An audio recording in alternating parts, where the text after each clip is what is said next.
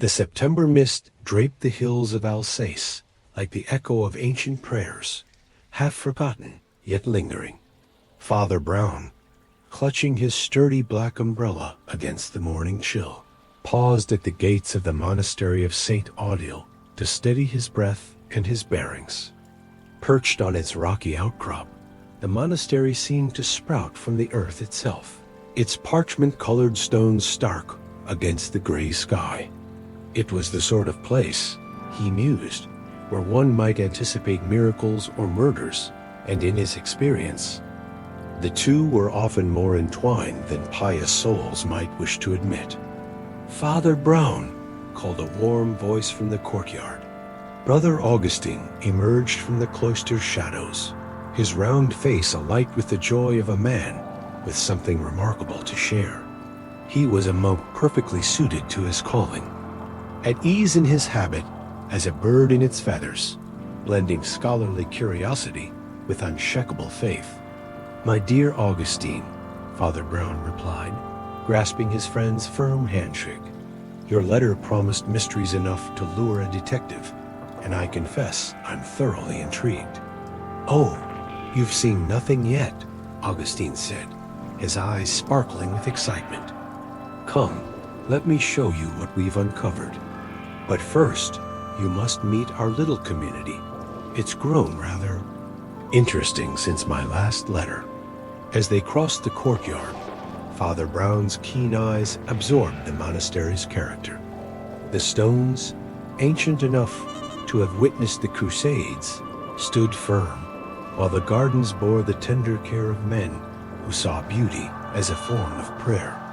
A fountain murmured in the center, its gentle ripple mingling with the distant chant of monks at their devotions. "Prior Benedict will want to see you first," Augustine explained as they neared the main building. Well, you'll see for yourself. A learned man, but perhaps more preoccupied with earthly scholarship than some of us deem entirely fitting for our vocation." Before Father Brown could reply, a tall figure stepped from the monastery's main entrance. Prior Benedict moved with the deliberate dignity of one accustomed to command, his lean face etched with the look of a scholar who had spent years poring over cryptic texts, only to find them wanting. Simple, his gray eyes fixed on Father Brown with a sort of calculating interest that suggested he was already forming theories about his visitor's purpose and probable usefulness. "Father Brown," the prior said, extending a hand that felt like dry parchment. "Brother Augustine speaks highly of your unique talents, I confess myself. Curious about your methods, though. I trust you'll find our current situation more amenable to scholarly investigation than sensation out there is." "I find," Father Brown replied, mildly, "that the most sensational thing about Gnostic mysteries is how perfectly ordinary they prove to be once properly understood prior." Benedict's eyebrows rose slightly. "Indeed, well, we shall see. Come, let me introduce you to our other guests." They entered a comfortable parlor where two figures sat in conversation by a window overlooking the valley below. Man rose first, a slight nervous individual with ink-stained fingers and the particular pallor of one who spends too much time with books and too little with people. "Dr. Henry Rousseau," the prior announced, "our historian from Paris. He's been cataloging our recent discoveries with admirable orifice." Dr. Rousseau's handshake was brief and distracted Father Brown. "Yes, Augustine mentioned you. I hope you won't mind if I seem preoccupied. We've made the most extraordinary discovery, solely extraordinary medieval manuscripts of the rarest sort and relics that could revolutionize our understanding of 13th century religious practices." The woman who rose to greet him next commanded attention in an entirely different way. Baroness Marguerite Vonkart was perhaps 50, with silver hair arranged with understated elegance and dark eyes that suggestives of experience. Her black dress was expensive, but subdued, bearing that particular quality of mourning clothes that had been worn long enough to become simply part of one's identity. Father Brown, she said, her voice carrying the faint accent of old Alsatian nobility, Brother Augustine, has told us much about your remarkable insights into human nature. I confess myself intrigued. The idea of a priest who solves mysteries through understanding, rather than investigation. Understanding and investigation are not opposites, my dear Baroness Father. Brown replied gently earlier, like faith and reason they work best when they work together. How charmingly put, she said, though. Something in her smile suggested she found the comparison more troubling than charming. Prior Benedict gestured toward the door. Perhaps we should show Father Brown the cause of all this excitement. The manuscripts are kept in the library along with the other relics, were discovered as they walked through corridors lined with centuries of accumulate sanctity. Brother Augustine fell into step beside Father Brown. The discovery was quite accidentally. Explained quietly, we were repairing the foundations of the old chapel when we found a sealed chamber. It had been walled up for centuries, since the 14th century, so believes.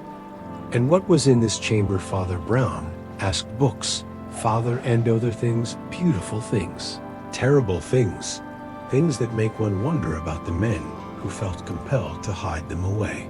They entered the library, a long room where afternoon light filtered through the windows onto shelves of ancient volumes. At a table in the center sat an ornate chalice, its silver surface darkened with age, but still magnificent. Beside it lay an open manuscript, its pages illuminated with colors that seemed to glow despite their antiquity. Father Brown approached the manuscript and looked down at the open page. The image that met his eyes was indeed extraordinary.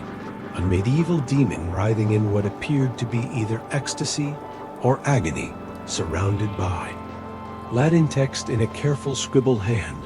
The artistry was exquisite, but there was something in the demon's expression that made it difficult to look at for long. Remarkable workmanship, he murmured, though I confess the subject matter seems unusual. For a monastery library, that's precisely what makes it so interesting. Dr. Rousseau said, moving to stand beside him. This appears to be a treatise on the nature of evil, not condemnation. You understand, but examination, academic inquiry into thievery, foundations of damnation, quite revolutionary for its time. Prior Benedict's expression darked. Revolutionary is one word for it. Heretical might be another. Thebernus stepped closer, her eyes fixed on the chalice. The local people have stories about these things, she said softly. Old stories passed down through generations. They say Bishop Aldrich cursed them before his excommunication. Whoever possesses them will know the full weight of divine wrath. Superstition, Prior Benedict said firmly. Thou something in his voice suggested he was not entirely convinced of his uncertainty. As the afternoon light began to fade, Father Brown found himself studying not just the relics themselves, but the faces of those around him. Each seemed to carry some burden that had nothing to do with medieval manuscripts and everything to do with the very modern mysteries of the human heart. In his experience, it was usually these contemporary secrets, rather than ancient curses, that led to genuine trouble. The monastery bell began to toll vespers, its bronze voice carrying across the valley like a summons to something far more significant than evening prayers. Chapter 2. The morning bell, bronze voice of the monastery bell that had summoned them to vespers the evening before, now tolled for matins in gray pre-dawn, its sound carrying across the mist-shrouded valley with the authority of centuries. Father Brown had always found something particularly honest about the monastic hours. They divided time not according to convenience or commerce, but according to the ancient rhythm of prayer that acknowledged both the darkness and the light as necessary parts of the divine pattern. He was making his way through the cluster toward the chapel when he heard Brother Augustine's voice raised in what was unmistakably alarm. Father Brown, oh Father Brown, please come quickly. The round monk appeared from the direction of the sacristy, his usual composure entirely abandoned. His face was pale as a monastery parchment. and his hands shook as he beckoned urgently. "What is it, my dear fellow?" Father Brown asked, quickening his pace, despite his natural inclination toward unhurried movement. "It's Brother Thomas," Austenine said, his voice barely above a whisper's. "Oh, Father, I fear the worst has happened." They hurried together through the chapel, their footsteps echoing in the sacred space. Where morning prayers would have been beginning, the sacristy door stood open, and within Father Brown could see a figure, kneeling before the altar, as if in the deepest contemplation. It was only when they drew closer that the unnatural stillness of the pose became apparent. Brother Thomas knelt with his hands pressed together in prayer, his young face turned upward, as if gazing up in some celestial vision. But his eyes, which should have been bright with devotion, stared sightlessly at the vaulted ceiling above, and his lips, which should have been moving in silent supplication, were blue with the unmistakable pallor of death. "I found him just like this when I came to prepare for Matins," Augustine said, his voice breaking slightly at first. "I thought, well, one sometimes sees the brothers so deep in prayer that they seem almost transported. But then I realized he wasn't breathing." Father Brown approached the kneeling figure with the careful respect due to both the dead and the sacred space they occupied. Brother Thomas had been, he recalled from the previous evening's introductions, the youngest member of the community, barely 25, with the kind of fervent devotion that sometimes burned too brightly in youth. His face, even in death, bore an expression of such peaceful rapture that it seemed almost sacrilegious to suspect anything unnatural in his passing. "Has anyone else seen him?" Father Brown asked quietly. "Prior Benedict. I called for him immediately. Of course he's gone to fetch Amaro from the village, the old man who serves as physician hereabouts." As Augustine spoke, footsteps heard in the chapel, and Prior Benedict appeared with an elderly gentleman whose black bag and professional bearing marked him as the village Dr. Moreau, as one of those country physicians who had seen enough of both life and death to approach both with philosophical elation. "Ah," the doctor said upon seeing the scene, "the young brother most unfortunate indeed." He knelt beside the body with the practiced efficiency of one accustomed to such examinations. After several minutes of careful observation, he stood and brushed dust from his knees. "Heart failure, I Scholzi Dr. Morrow announced. Not uncommon in young men of extreme religious fervor. Spiritual exercises can place great strain upon the constitution, particularly in those of nervous temperament." "Spiritual exercises?" Prior Benedict asked sharply. "Oh, yes," the doctor replied matter-of-factly. "Fasting, vigils, excessive prayer, all very admirable from a religious standpoint, I'm sure, but the human frame has its limitations. I've seen it before in young monks and nuns. The spirit may be willing, but the flesh, as they say, is weak." Father Brown found himself studying not just the peaceful expression on Brother Thomas's face, but something else that had caught his attention. The young monk's right hand, though pressed together with the left in an attitude of prayer, seemed to be clenched around something. "Doctor," he said gently, "might I ask you to examine the brother's hand? The right one appears to be holding something." Dr. Morrow looked at Father Brown with mild surprise, then carefully separated the dead monk's fingers from within the clenched fist. Fell a piece of parchment yellowed with age and covered with the distinctive illumination that they had all admired in the library the previous evening. Prior Benedict bent to retrieve it, his face darkening as he recognized what it was. "This is from the manuscript," he said, his voice tight with controlled anger. "Simeon has torn a page from our most precious discovery." Father Brown examined the parchment more closely.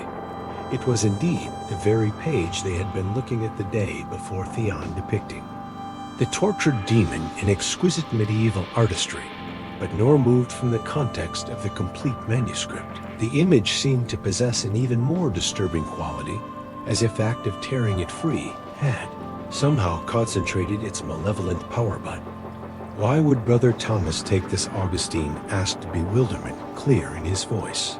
He was the most devout among us, the least likely to damage such a treasure.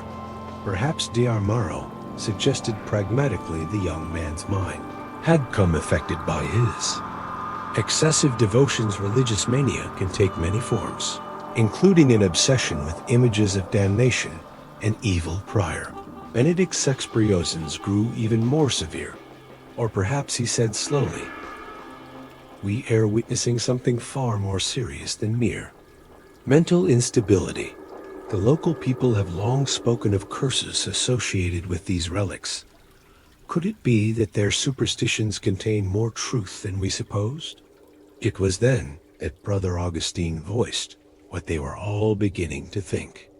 The chalice, he whispered, yesterday evening after Vespers.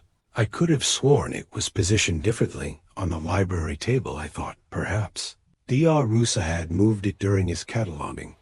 But now we must consider, Prior Benedict said grimly, whether we have brought into our sacred house something that carries with it the very forces of damnation. Father Brown continued to study the torn manuscript page, noting details that the others seemed to miss in their growing agitation. The tear was remarkably clean, almost surgical in its precision. The parchment showed no signs of the desperate grabbing one might expect from a man in the throes of spiritual or physical crisis. Most intriguingly, the Latin text visible on the fragment was not, as he would have expected, a condemnation of the demon depicted, but rather what appeared to be an invocation of what sort he would need more time to determine, as the morning light grew stronger through the sacred windows, casting long shadows that seemed to dance around the kneeling figure of Brother Thomas. Father Brown found himself thinking that the most supernatural thing about the scene washed out perfectly. It fulfilled everyone's expectations of what a supernatural death should look like in his experience, when reality matched superstition so precisely. It was usually because someone with a very human intelligence had been at work arranging the details. The monastery bell tolled again, calling the community to prayers that would now include intercessions for the soul of their departed brother. But as the others began to make arrangements for the proper care of Brother Thomas's body, Father Brown remained in the sacristy, contemplating the curious geometry of a death that seemed almost too perfectly mysterious to be anything but carefully planned. Chapter 3. The scholars burdened. The afternoon following Brother Thomas's discovery found the monastery wrapped in a peculiar silence. It seemed heavier than mere grief. It was the silence of a community grappling not just with death, but with the possibility that death had come wearing supernatural garments. Father Brown, having spent the morning in quiet observation and prayer, made his way to the library, where he expected to find Dr. Rousseau continuing his cataloging work despite the tragic circumstances. He was not disappointed. The scholar sat hunched over the ancient manuscripts, his ink-stained fingers moving with fevered pressure as he made notes in a leather-bound journal. The torn manuscript from which Brother Thomas's fatal page had come lay open before him, the gap in its binding like a missing tooth in an otherwise perfect smile. Dr. Rousseau, Father Brown said gently, not wishing to startle the absorbed academic. The historian looked up with eyes that seemed to have difficulty focusing on anything not written in medieval Latin. Father Brown, yes, of course, terrible business, terrible business indeed, though, I must say, from a scholarly perspective, with implications are absolutely fascinating. Father Brown settled himself in a chair across from the scholar, noting the way Rousseau's hands trembled slightly as he spoke. Implications?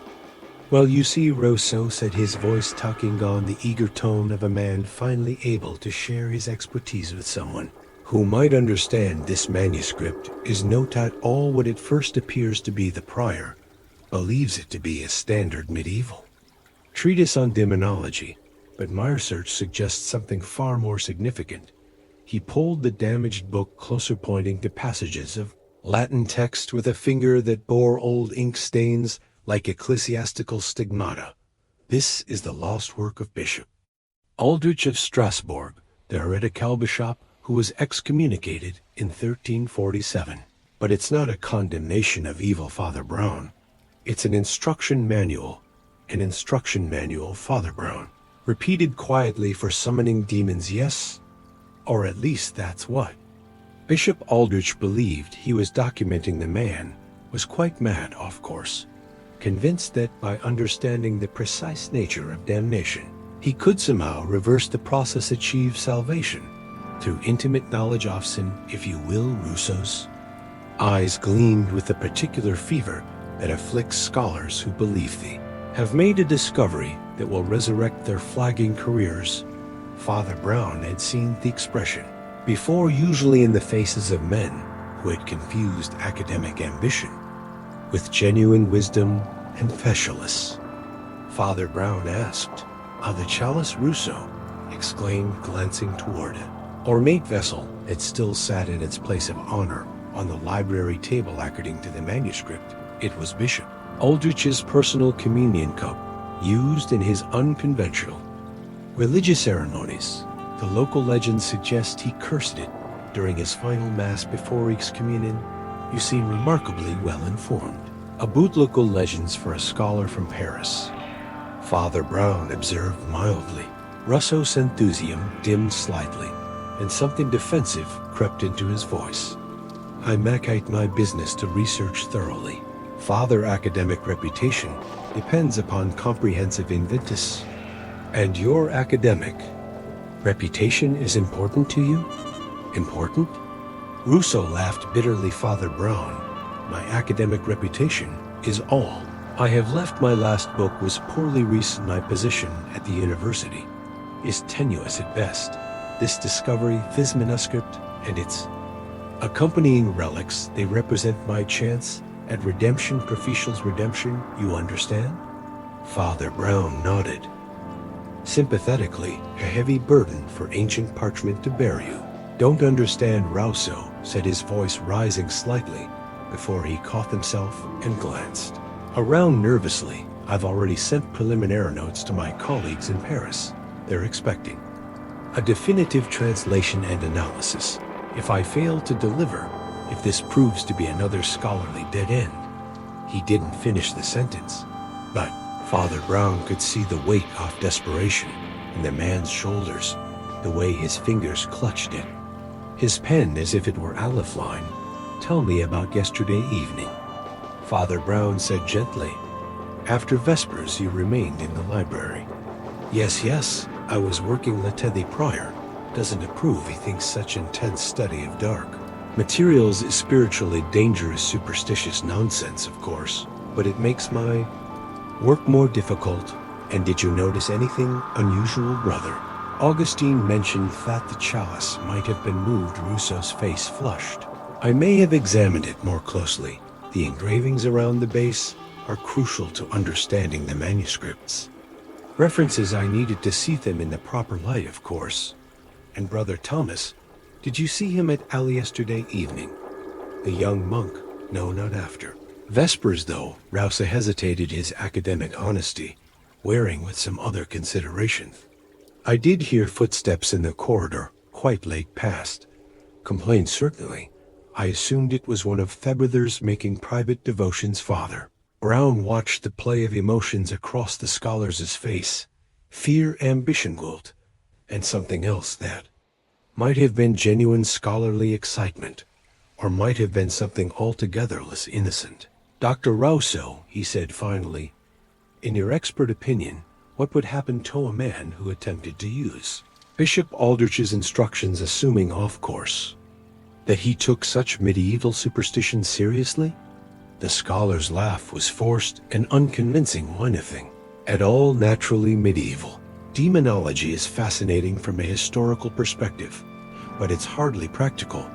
Though he paused, studying the manuscript with troubled eyes, though I must admit some of Aldrich's psychological insights are remarkably sophisticated for his time. He understood that guilt and fear could drive men to extraordinary actions. In some cases, the belief in a curse might be enough tawa to create its own reality. An interesting theory, Father Brown said, particularly when applied to a young monk of nervous temperament and fervent faith. Rousseau's hands stilled on the manuscript. You're suggesting that Brother Thomas somehow frightened himself to death? I'm suggesting, Father Brown replied carefully, that there are many ways for a man to die, and not all of them require supernatural intervention.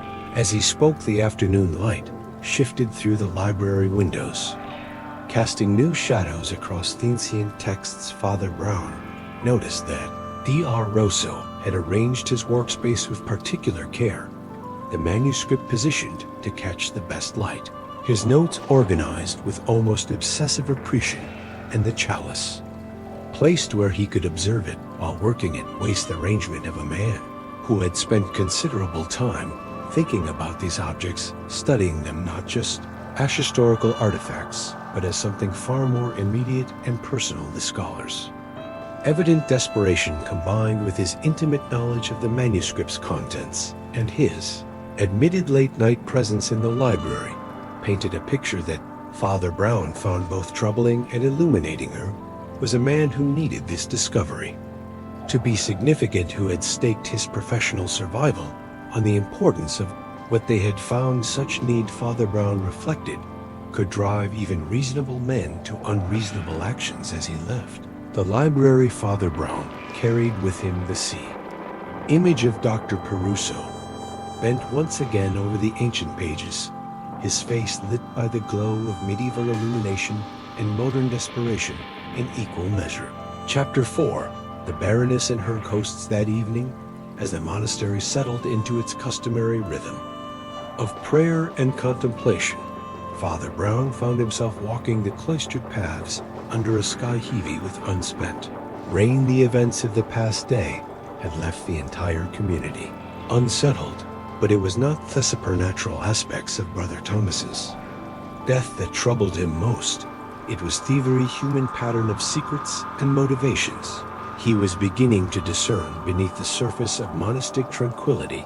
He was contemplating the curious relationship between academic desperation and spiritual mystery when he noticed a figure moving through the gardens beyond the cloister. Baroness Vankard walked alone among the autumn roses, her black dress making her seem like a living shadow against the twilight. There was something in her solitary progress that suggested not casual evening stroll, but pilgrimage, as if she were visiting stations of some private devotion known only to herself. Baroness, Father Brown calligently approaching the garden gate, I hope I'm not intruding upon your contemplations. She turned toward him with a smile that carried more melancholy than warmth. For Father Brown, not at all.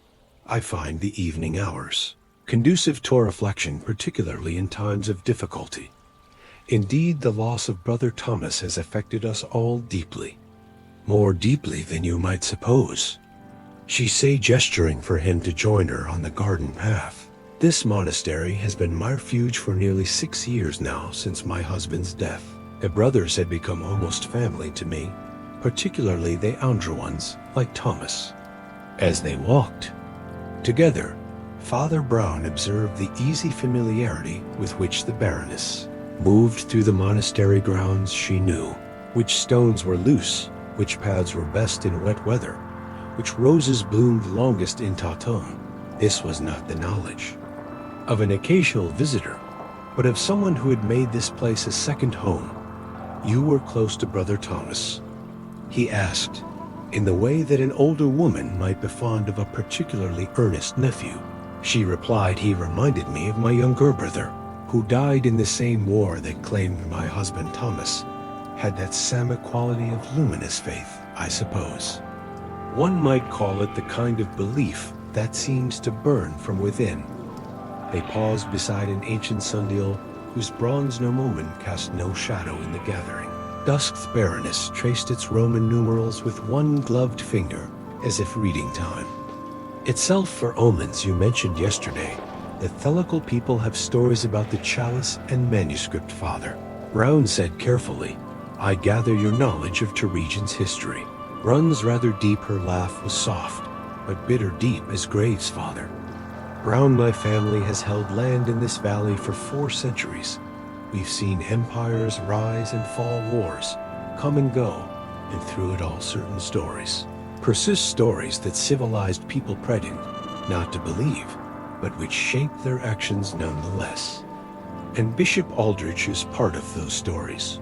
Oh yes, the mad bishop who thought he could traffic with devil's end. Emerge with his soul intact, my ancestors were among those who demanded his excommunication. She paused, her dark eyes reflecting the last light of evening. I sometimes wonder if they feared his madness or his questions, Father.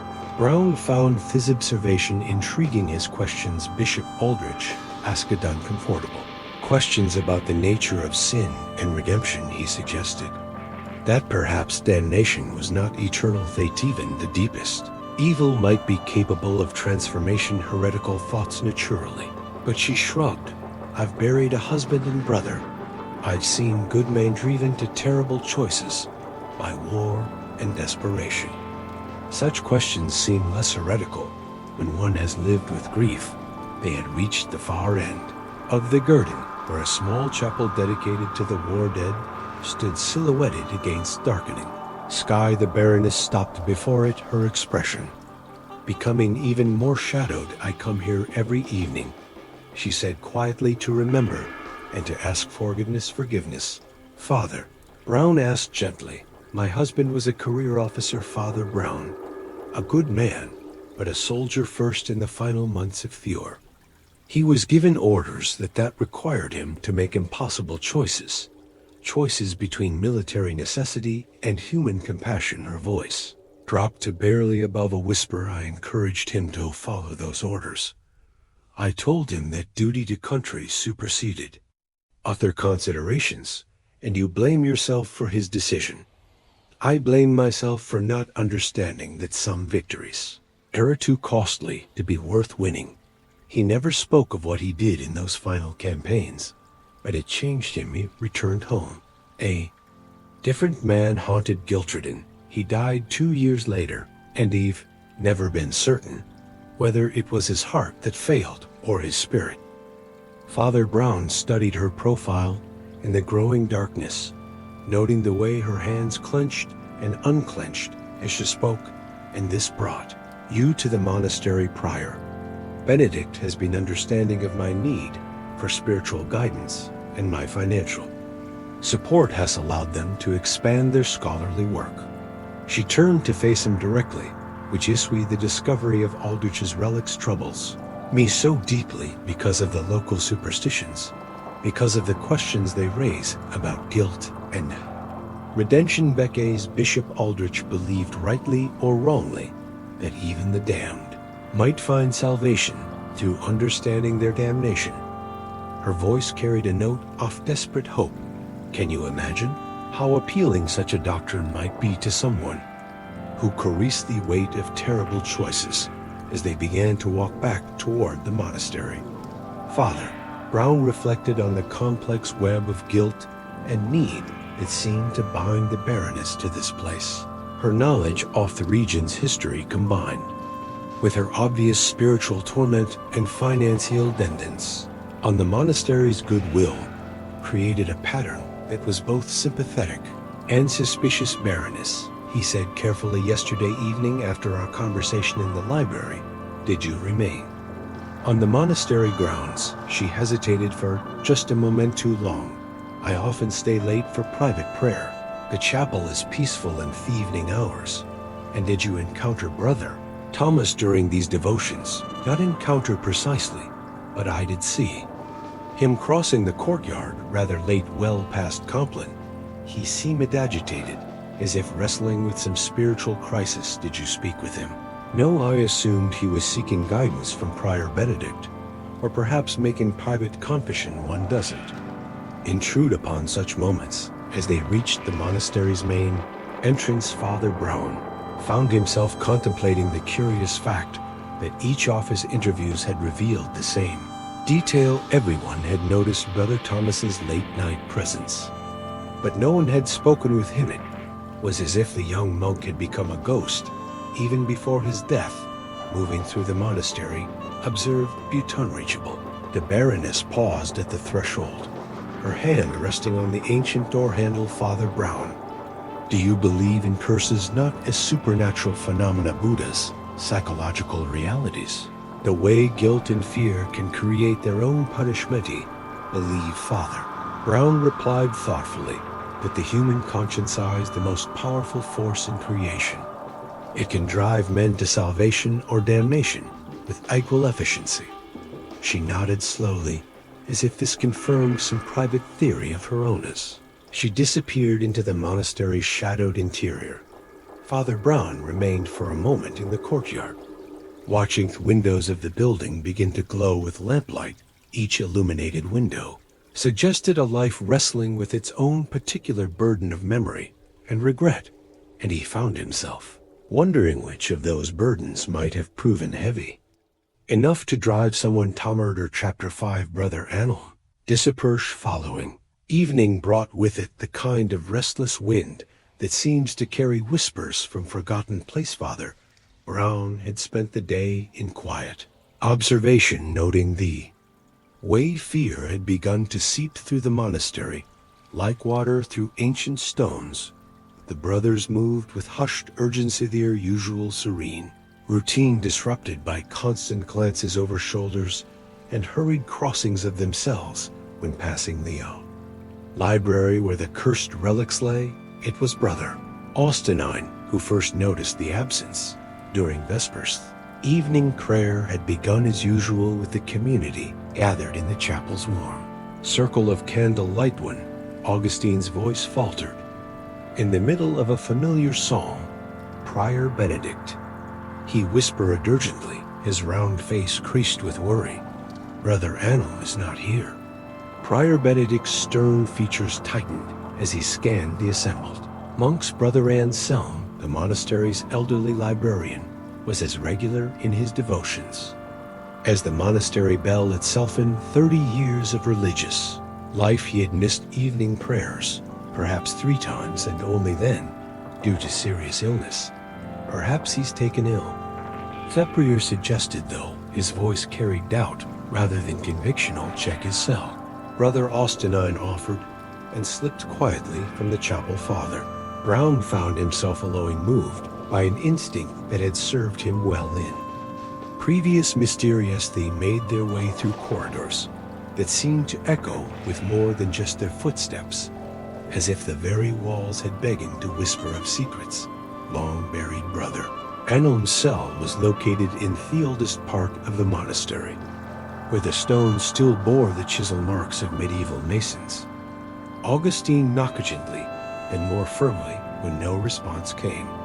Brother Ansel, he called. Are you well? Silence answered him, heavy and ominous as a held breath. The door isn't locked, Augustine said, trying the latch. It opened with a creak that cemento echoed through the gathering darkness. The cell was in complete disarray, a startling contrast to the meticulous order that characterized everything else about the elderly librarian. Books lay scattered across the floor, their pages spread like the wings of fallen birds. The simple wooden desk had been overturned, and writing materials were strewn about, as if Somione had searched frantically for something specific. Dear God, Augustine breathed, making the sign of the cross. What could have happened here? Father Brown knelt among the scattered papers, noting their contents with the careful attention he brought to all puzzles, supernatural or otherwise, most were routine. Monastery business requests for books, copying schedules, correspondence with other religious houses, but mixed among them were several sheets covered with careful transcriptions of Latin text in Brother Anil's distinctive end. These appear to be copied from the Bishop Aldrich manuscript, Father Brown observed, holding up one of the pages. Brother Anil has been making his own translations, but why, Augustine asked Dr. Rousseau, is handling all the scholarly work before Father Brown could respond? Prior Benedict appeared in the doorway, his face grave with news that seemed to settle around him like a dark cloak. "The search has revealed something disturbing," he announced. "Brother Anil is nowhere to be found within the monastery grounds, but we have discovered writings." He led them to the chapel, where several monks had gathered around. The ancient stone walls with expressions of mingled awe and terror, there written, in what appeared to be charcoal or sootware, Latin phrases that seemed to glow with malevolent purpose in the flickering candle light. "Peccata patum, Father." Brown read aloud the sins of the fathers below it in the same dark scriptware. The words "visit iniquitates patrum, infelios Father." Brown's knowledge of Latin, honed by years of theological study, allowed him to translate, "I will visit the iniquities of the fathers upon the children." Biblical quotations, Prior Benedict said grimly, but used in a context that suggests judgment, divine retribution. Brother Augustine pointed with a trembling finger to another wall, where additional writing had appeared. "There's more, Prior, much more indeed." Few walls of the chapel seemed to have become a manuscript themselves, covered with phrases that spoke of ancient guilt inherited, sign, and the price of forgotten crimes. The words were written in a careful scholarly hand that several of the monks recognized with growing horror. "That's Brother Anselm's writing," whispered Brother Francis, the monastery's youngest member after Thelate. "Thomas, I know it from years of copying his library catalogs, but Brother Anselm would never deface the chapel." Augustine protested. "He's the most reverend among us, Father Brown walked slowly around the chapel, studying not just the words themselves, but their placement and execution. The writing was indeed careful and scholarly, but there was something about its positioning that struck him as significant. Each phrase had been placed at precisely the height and angle that would be most visible to someone kneeling in prayer, as if the unknown writer had wanted to ensure maximum impact upon anyone seeking spiritual comfort in this sacred space. "When were these discovered?" he asked. "Just before Vespers, Prior Benedict," replied Brother Francis. "Found them when he came to light the candles for evening prayer in the library." Father Brown inquired us. "Anyone checked whether the chalice and manuscript are undisturbed?" The color drained from Prior Benedict's already pale face.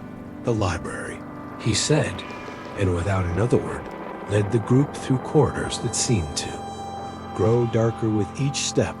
The library door stood open, revealing a scene that made several of the monks gasp. Below the chalice, which had sat in its place of honor at the center of the great table, was gone. In its place lay the manuscript, open to a page they had not seen before, one depicting not demons in torment, but a figure that bore an unsettling resemblance to a medieval bishop. His hands raised in what might have been blessing or curse. "Someone has been through everything," Dr. Rousseau said, emerging from behind a bookshelf where he had apparently been conducting his own investigation.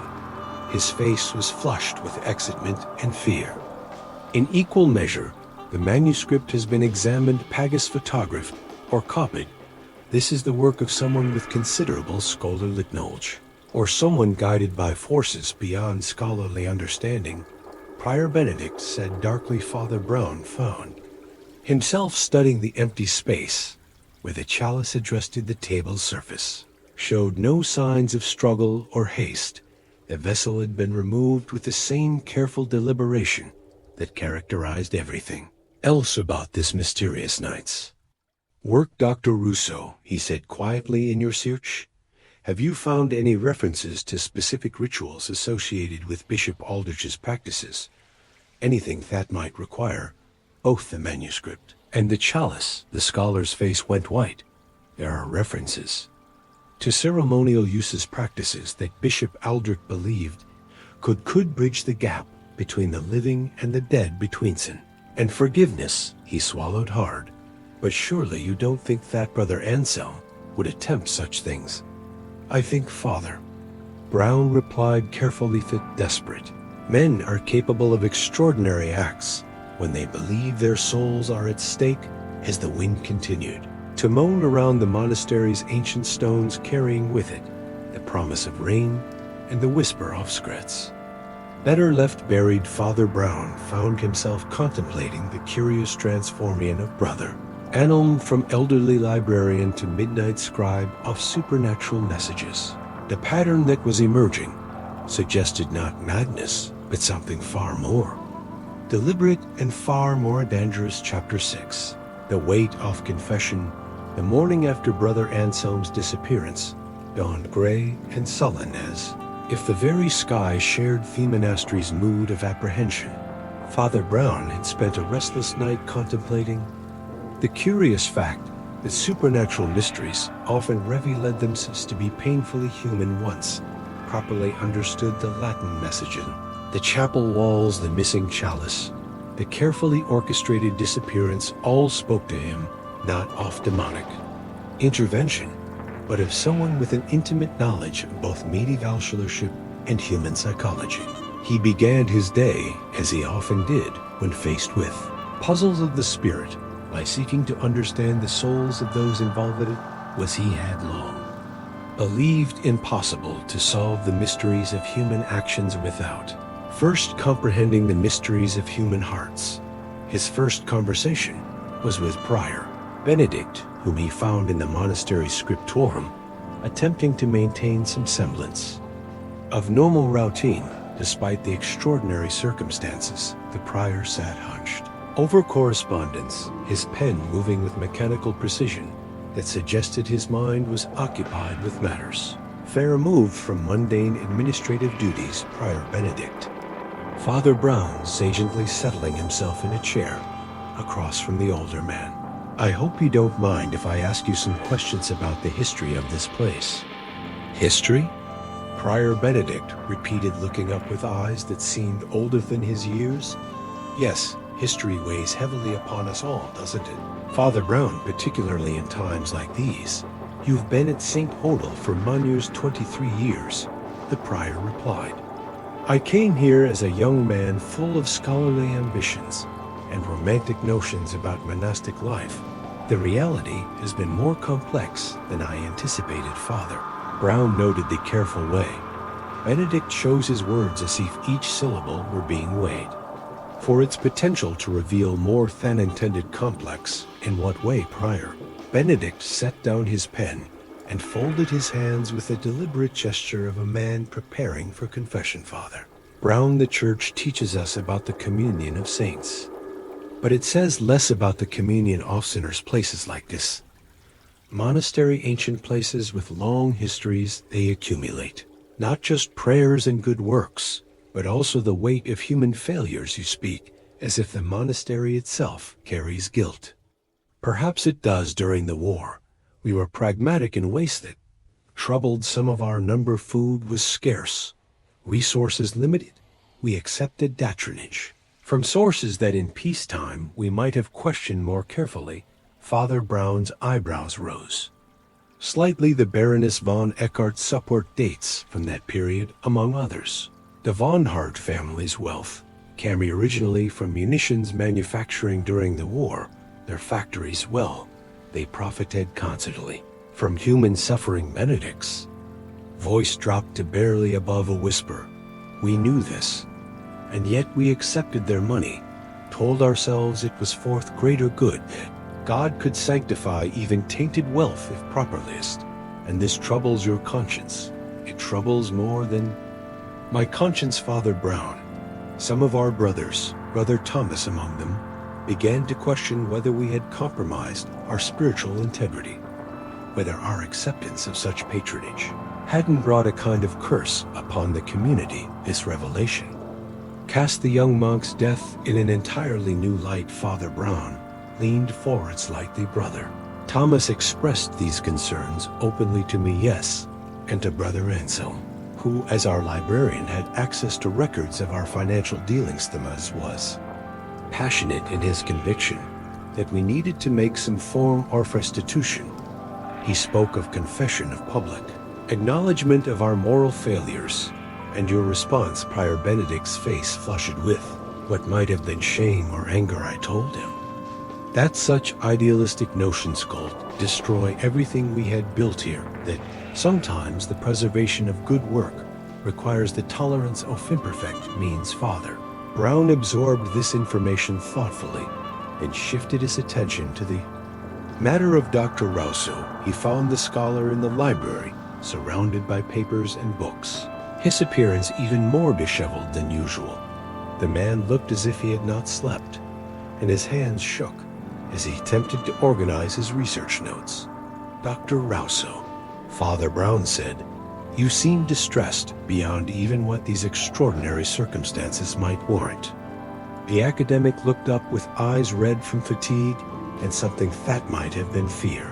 "Father Brown, I must confess something that has been weighing upon my conscience. I'm listening my research into Bishop Aldrich's manuscript. It hasn't been entirely honest in my previous academic work.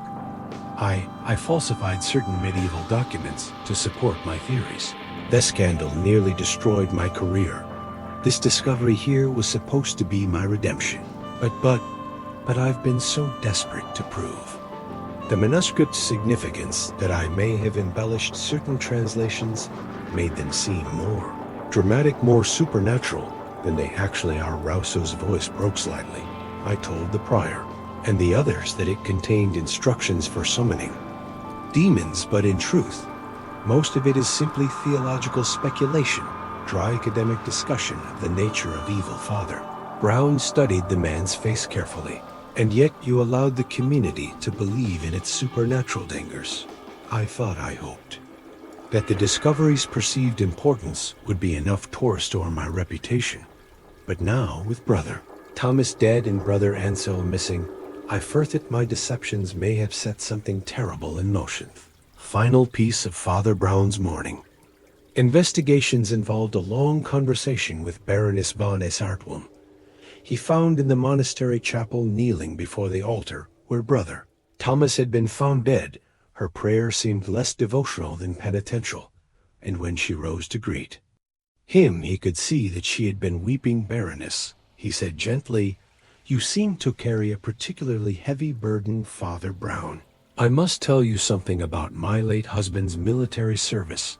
The orders I encouraged him to follow, they involve the deliberate targeting of civilian areas suspected of harboring resistance fighters, entire villages, Father Brown, women and children." Her voice was steady, but her hands trembled as she spoke. "After the war, when the full extent of what had been done became clear, he couldn't live with himself.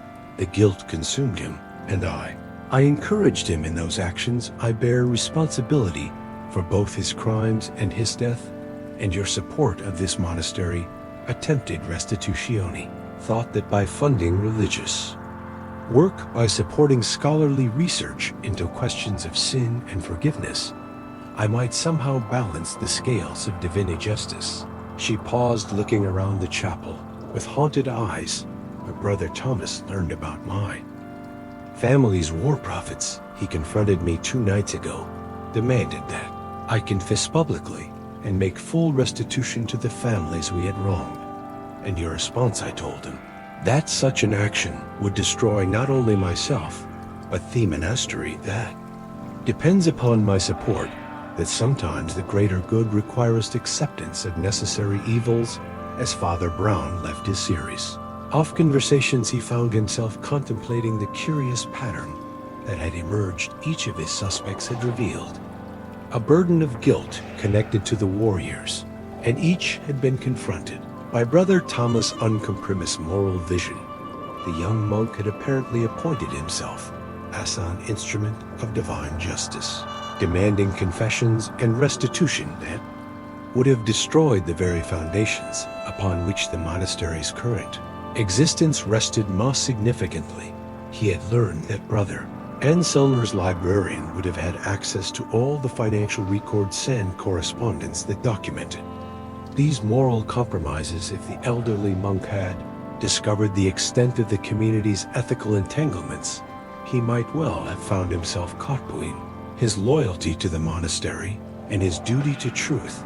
The supernatural elements of the mystery were beginning to resolve themselves into a very human drama of guilt, fear, and the desperate lengths to which people would go to preserve their carefully constructed worlds of moral compromise. The missing chalice, the Latin inscription's even brother. Anselm's disappearance all began to suggest not demonic intervention, but the work of someone who understood exactly how to manipulate both medieval superstition and modern guilt to achieve very practical ends. Chapter 7, The Devil's Logic. Third, mourning since Brother Thomas's death brought with it a discovery that sent the monastery into something approaching panic. Brother Francis, making his customary rounds to tend the chapel candles found fresh Latin script painted across the stone wall. Behind the altar words that seemed to drip with malevolent purpose in the gray dawn light, Sacerdotes Pavis, the message read veritatem. Quaerat sed mortmin vignette. Father Brown, summoned hastily by Brother Austinine, translated the ominous words aloud. The little priest seeks truth, but will find death. It's you, Augustine whispered, his round face pale with terror. Whatever dark force has taken Brother Thomas and Brother Anselm, it knows you're here, it's threatening you directly. Prior Benedict stood rigid before the painted warning, his scholarly compasser finally cracking under the weight of supernatural dread. Perhaps, he said in a voice that struggled to maintain authority, it would be wisest for you to leave St. Odile, Father Brown, for your own safety and for ours. Father Brown studied the freshly painted words with the calm attention he might have given to a particularly interesting manuscript. Paint was still slightly damp, suggesting the message had been written during the night hours when the monastery slept. But there was something about the formation of the letters, the precise spacing and careful alignment, struck him as significant. Tell me, he said quietly. Among our community is left-handed. The question seemed so prosaic after the supernatural drama of the morning that it took several moments for anyone to respond left-handed. Prior Benedict repeated blankly. Brother Anselm was Brother Augustine. Said slowly, I noticed it particularly when he worked in the scriptorum, the way he curved his hand over his writing to avoid smudging the ink, and yet Father Brown observed, pointing to the painted message. These letters show the characteristic slant of right-handed writing, most curious for a message supposedly written by our missing librarian. Dr. Rousseau, who had arrived breathless and disheveled at the news of the threatening inscription, stepped closer to examine the wall. You're suggesting that Brother Anselm didn't write this? I'm suggesting, Father Brown replied mildly, that supernatural forces rarely concern themselves with the mechanics of human handwriting. This message was written by someone who wanted us to believe it came from Brother Anselm, but who forgot that the dead or the mysteriously vanished do not typically change their dominant hand. The small group fell silent as the implications of this observation settled over them. If Brother Anselm had not written the threatening message, then someone else was orchestrating the supernatural drama that had gripped the monastery. Someone who had access to the building during night hours, who possessed enough knowledge of Latin tocraft convincing inscriptions, and who had reason to want Father Brown frightened away from his investigation. There's something else. Father Brown continued, his voice taking on the gentle tone he used when approaching uncomfortable truths. I've discovered Brother Anselm's hiding place. The announcement sent a ripple of shock through the assembled group. Prior Benedict stepped forward urgently. Hiding place, you mean he's alive? I mean, Father Brown said carefully, that Brother Anselm has been concealed in the monastery's undercraft since the night he supposedly disappeared. He's quite safe, though. Considerably. Fifth Brother Augustine's face flushed with relief and confusion. But why would he hide? Why allow us to fear for his safety? Because, Father Brown explained, Brother Anselm discovered something in the monastery's records that placed him in considerable danger, something that Simeon was willing to kill to keep secret. He led them through corridors that seemed to echo with newfound significance. Down stone steps weren't smooth, by centuries of monastic footsteps, to the undercraft, where the monastery stored its wine and preserved foods. Behind a stack of ancient barrels in a space barely large enough for a mantle. Lie down, they found Brother Enel. The elderly librarian emerged from his hiding place. Like a man awakening from a terrible dream, his habit was wrinkled and stained his usually neat beard tangled, but his eyes were bright, with the particular intensity of someone who has spent days in fearful contemplation. Brother Enel Prior Benedict, said, his voice breaking with relief. What has happened? Why did you disappear? The old monk looked around at the assembled faces, his gaze settling on Father Brown with something approaching gratitude. I discovered who killed Brother Thomas, he said simply, and I realized that I would be next if I didn't hide. Who? Dr. Rousseau demanded, his voice pitched higher than usual. Who among us is capable of murder? Brother Anselm's eyes moved to each face in turn, as if weighing whether the truth he carried was safe to reveal. Someone who learned that Brother Thomas had discovered their plans to expose the monastery's wartime compromises. Someone who realized that such exposure would destroy not only their own reputation, but their access to the resources they desperately needed. Father Brown nodded slowly, as if confirming a theory he had been developing, and this person used their knowledge of medieval manuscripts and local superstitions to create a supernatural explanation for very human crimes.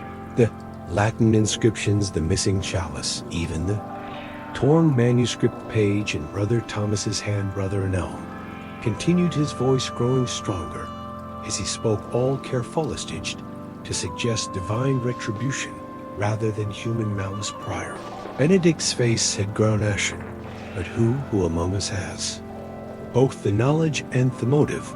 Before Brother Anselm could answer, a new voice spoke from the shadows of the Undercraft of Terry. I think that question can wait until we've dealt with our immediate problem. Baroness von Eckart stepped into the lamplight, her elegant dress incongruous in the monastery's storage cellar. But it was not her presence that made the assembled group step back in alarm. It was the ornate chalice she carried in her hands and the expression of desperate determination on her face. I'm afraid Brother Anselm has seen too much, she said quietly, and Father Brown has guessed too much. Some secrets are worth preserving.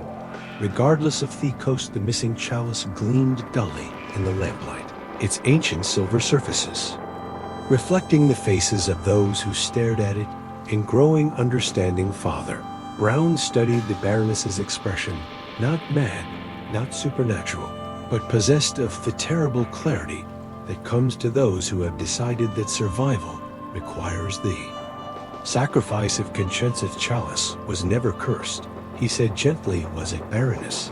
It was simply a convenient prop in a very human drama of guilt and desperation. Her smile was sad but resolute. Oh, Father Brown, you understand so much, perhaps too much for any of us to survive. As the implications of her words settled over the group, Father Brown found himself contemplating the curious fact that the most dangerous demons were often those that wore entirely human faces, and that the deepest hells were frequently those created by ordinary people convinced that their survival justified any necessary evil. Chapter 8. The Human Heart of Darkness. The silence in the monastery's undercroft stretched toward as a bowring, broken only by the distant dripping of water. Somewhere in the ancient stones, Baroness von Eckart stood in the lamplight, like a figure from a medieval morality, played the chalice in her hands. Transformed from sacred Viselto instrument of very human desperation. Baroness, Father Brown said gently, his voice carrying the calm authority of one who had faced many desperate souls in dark corners. I think the time has come for the truth, all of it. Her laugh was soft, but bitter. The truth, Father Brown, the truth is that some sins are too great to be forgiven, and some secrets too dangerous to be revealed. And yet he replied, settling himself against the stone wall with the unhurried manner of a man prepared for a long conversation. I found that the human heart, however dark, still yearns for confession. Why don't you tell us what really happened to Brother Thomas? The Baroness looked around at the assembled faces. Prior Benedict, rigid with shock. Dr. Rousseau, pale with dawning understanding. Brother Augustine, clutching his rosary, and Brother Anselm watching her with eyes full of sad knowledge. Brother Thomas, she began slowly, was a young man possessed of that most dangerous virtue, absolute moral certainty. He had discovered through his access to the monastery's financial records and his conversations with Brother Anselm the full extent of our wartime compromises. Prior Benedict interjected, "Oh yes, prior, your acceptance of my family's money, knowing its source. Dr. Rousseau's fabricate research that made this monastery attractive to scholarly patrons, my own financial manipulations that kept this place solvent while my conscience rotted." Her voice carried the weight of fears of carefully maintained deceptions. Brother Thomas threatened to expose everything unless we made public confession and full restitution. Father Brown nodded thoughtfully, a demand that would have destroyed not only individual reputations, but the monastery itself. Precisely. And so I arranged to meet with him that night in the sacristy to discuss his ultimatum. I brought the chalice not for any supernatural purpose, but because I hoped its historical significance might help me convince him of the greater good we're preserving. But Brother Thomas was unmoved by such arguments. Father Brown suggested. He was immovable. He spoke of divine justice, of the necessity of confession, regardless of consequences. He said that God would provide for the monastery's future if we had the courage to confess our past. The Baroness's voice grew harder. I told him that such naive faith was a luxury we could not afford. Brother Anselm spoke for the first time since emerging from his hiding place, and then the Baroness continued her composure, finally beginning to crack in a moment of desperate anger. I struck him with the chalice, not to kill, I swear. I never intended that. But he fell, struck his head against the altar steps, and when I checked, she paused, her hands trembling. Garin, the ancient vessel. When I checked, he was dead. The confession hung in the air, like incense, heavy with the weight of human failure. Father Brown studied her face, noting the relief that seemed to war with continuing desperation. And then, he said gently, "You had to make it supernatural." The torn manuscript page in his hand.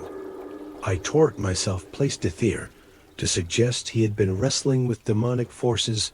I positioned his body to look like he had died in prayer, struck down by divine wrath for tampering with cursed objects. Quite clever, Father Brown observed. And the Latin inscriptions on the chapel walls, written by me using charcoal from sacristy brazier. I studied Latin extensively in my youth. A proper aristocratic education includes classical languages. There was bitter irony in her voice. I used Brother Anselm's name and scholarly reputation to give the messages. Authenticity. Dr. Rousseau found his voice at last. But Brother Anselm's disappearance. How did you? But I didn't arrange his disappearance. The Baroness replied. Brother Anselm discovered me writing the second set of inscriptions 2 nights ago. He had suspected the truth. From the beginning had noticed inconsistencies in the supernatural narrative that others missed. Brother Anselm nodded slowly. The manuscript page was torn too cleanly, the positioning of the body too perfect, and he knew that Brother Thomas would never have handled the relics without proper scholarly supervision. So you went into hiding. Father Brown concluded, knowing that you had become a threat to the Baroness's carefully constructed deception. I was terrified. Anselm admitted, I didn't know what to do. If I exposed her, it would destroy the monastery. If I remained silent, more innocents might die. Prior Benedict found his voice, though. It came out as barely more than a whisper, and the threatening message about Father Brown. My final attempt to frighten away one person capable of seeing through my deceptions. The Baroness said, looking directly at Father Brown with something approaching respect. But he should have known better. You understand the human heart too well, Tobe. by supernatural misdirection. Father Brown rose from his position against the wall, his movement slow and deliberate barrenness. What you did was born of desperation, not evil, the guilt you carry. About your husband's warned me actions, the fear of losing the only spiritual refuge you found. These are human failings, not demonic ones. Human failings that led to murder, replied flatly. Human failings that led to a tragic accident followed by asseries of increasingly desperate attempts at concealment. He corrected gently. The murder was not in the striking, it was in the choice to let fear overcome truth. The Baroness set the chalice down in a wooden crate, the ancient silver catching the lamplight. One final time, and what happens now, Father Brown? Do we call the authorities, destroy the monastery to satisfy justice? I think Father Brown said thoughtfully that the first step is always confession. True confession, not public spectacle that Brother Thomas demanded, but the honest acknowledgement of our failures before God and community prior. Benedict stepped forward, his scholarly dignity replaced by something more fundamentally human. I will contact the diocese and authorities, the monasteries. Financial irregularities must be addressed regardless of consequences, and Dr. Rousseau added quietly, will publish a complete retraction of my falsified research. My academic career is finished, but perhaps some honesty now can prevent future deceptions. The Baroness looked around at the face surrounding her, seeing not judgment, but the complex mixture of sorrow and understanding that characterizes genuine human community. I will surrender myself to the civil authorities, but first I want to make what restitution I can to families affected by my husband's wartime actions. As they climbed the stone steps from the Undercraft back into the monastery proper, Father Brown reflected on the curious way that even the darkest human monasteries often resolve themselves not through dramatic revelations, but through simple human acknowledgement of failure and the equally human desire for redemption. The morning sun was breaking through the clouds as they emerged into the courtyard, casting long shadows that seemed less ominous now than merely natural. The monastery bell began to toll for morning prayers, its bronze voice carrying across the valley with the same authority it had possessed for centuries, calling the community to worship. Despite it, perhaps because of their very human imperfections, in the days that followed, the story of the devil at St. Odile would become part of local legend, though greatly altered in the telling, but Father Brown returning to his own parish with the quiet satisfaction of a man who had helped restore truth to a place long shadowed by deception, carried with him the more important understanding that the greatest mysteries are not supernatural, but simply human, and that the greatest miracles occur not when evil is vanquished by divine intervention, but when ordinary people find the courage to choose truth over comfortable least things. For joining us for the devil at St. Odile. Did you suspect that Baroness Foamsharp was using medieval superstitions to cover her desperate crime, or were you convinced by the supernatural elements until Father Brown's revelation? Let me know your thoughts in the comments. If you enjoyed this investigation with Father Brown, don't forget to hit subscribe for more mysteries daily. Until next time, remember Father Brown's wisdom. The most terrifying demons are often those that wear human faces, and the deepest mysteries lie not in ancient curses, but in the guilt-ridden corners of the human heart.